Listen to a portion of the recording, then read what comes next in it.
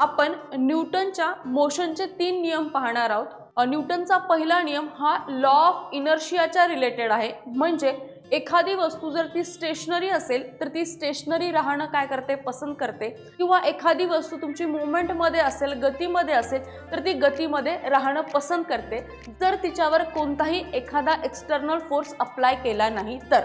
This is a first law of the motion as per Newton. न्यूटनचा दुसरा law याच्यामध्ये सांगितलंय तुमचा जो फोर्स असतो, अप्लाइड फोर्स डायरेक्टली प्रोपोर्शनल आहे rate of change of momentum. म्हणजे फोर्स हा तुमचा डायरेक्टली प्रोपोर्शनल आहे rate of change of momentum. याच्यावरून आपल्याला कळतं की फोर्सचा जो फॉर्म्युला आहे F = ma हा तुमच्या न्यूटनच्या दुसऱ्या नियमानुसार डिराइव्ड केला जातो। न्यूटनचा तिसरा नियम आहे for every action there is a opposite and equal reaction. म्हणजे प्रत्येक बलाला एक तुमचा अपोजिट आणि इक्वल बल काय करत असतो, रिप्लाय देत असतो, म्हणून सिस्टीम काय असते, चालू असते।